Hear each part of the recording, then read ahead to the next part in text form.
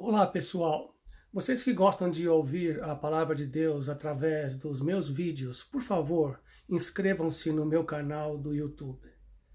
Quero compartilhar uma breve palavra sobre o corpo de Cristo e vou usar como texto base 1 Coríntios 12, versículo 12, 13 e o 27. E diz assim: Assim como o corpo é uma unidade, embora tenha muitos membros, e todos os membros, mesmo sendo muitos, formam um só corpo.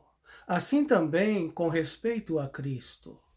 Pois em um só corpo todos nós fomos batizados em um único Espírito. Quer judeus, quer gregos, quer escravos, quer livres.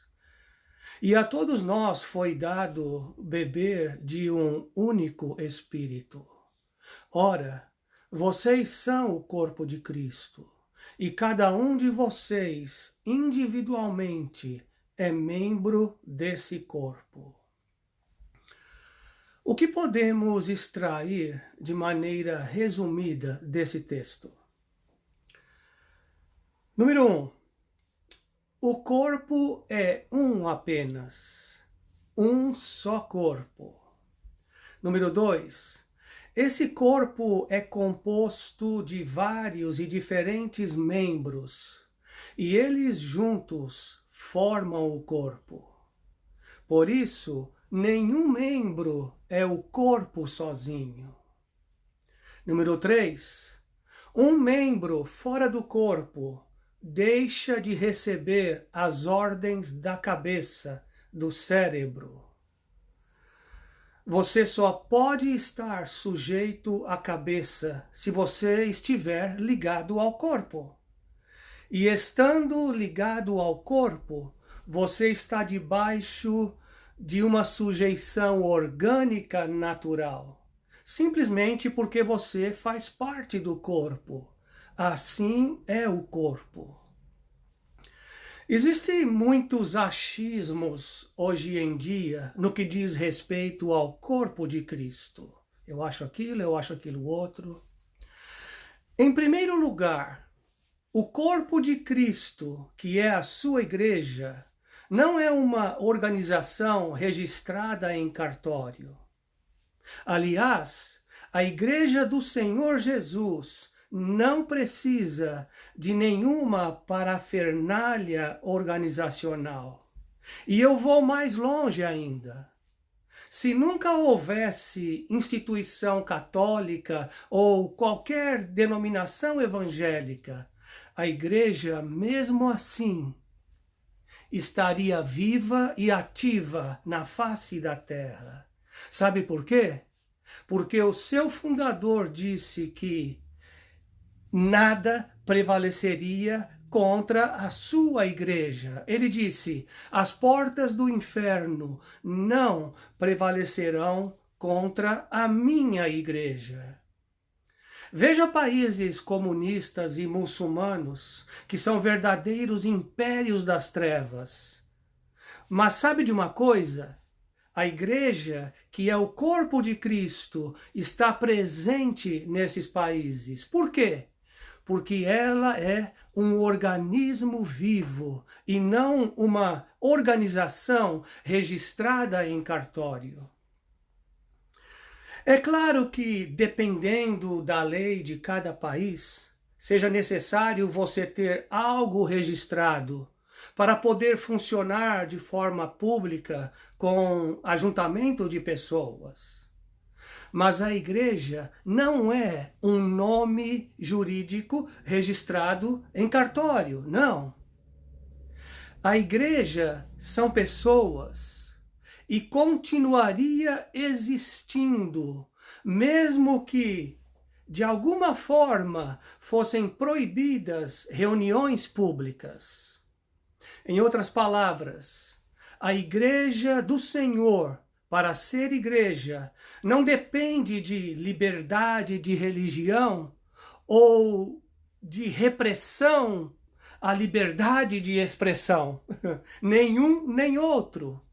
ela continuará e ela continuaria sendo igreja pelo simples fato de que o seu fundador morreu e ressuscitou, e ele garantiu que as portas do inferno não prevaleceriam contra ela, contra a sua igreja.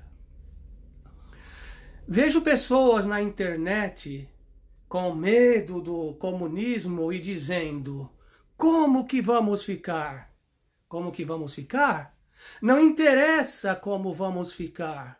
O que interessa é o que o Senhor Jesus disse: as portas do inferno não prevalecerão contra a minha igreja. Quer ela se reúna em prédios, em casas, debaixo de uma árvore, não importa, as portas do inferno não prevalecerão. E a igreja, organismo vivo, continuará sendo a igreja do Senhor, que é o seu corpo. Vamos voltar ao nosso texto, lá de 1 Coríntios. Primeiro, o corpo é apenas um. E o que faz do corpo um? O texto de Paulo aos Coríntios diz que fomos batizados em um só Espírito. Então, se fomos batizados em um só Espírito, essa é a base da nossa unidade. Somos um só corpo, porque fomos batizados em um só Espírito. Isso aconteceu no momento em que recebemos e confessamos a Jesus Cristo como Senhor e Salvador das nossas vidas. Segundo, esse corpo é composto de vários membros. Então, é a soma de todos os membros que compõem o corpo, um único corpo. E isso é algo muito prático. Algumas pessoas dizem: já faz um tempo que estou servindo a Deus sozinho em casa. Sabe por quê?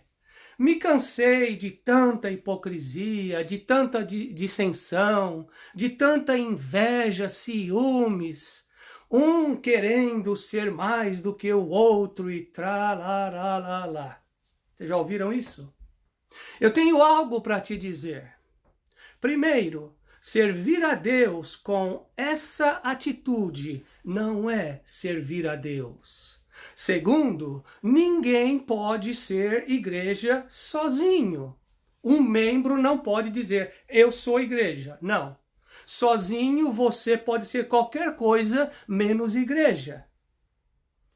Terceiro, estando afastado da interação, da comunhão, da mútua cooperação que há no corpo, você está numa posição de independência, prepotência, arrogância.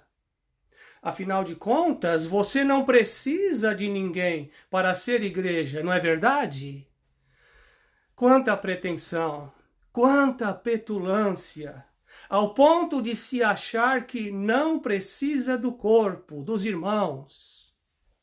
Alguns chegam à cegueira, à falta de entendimento de dizer, eu não preciso de ninguém.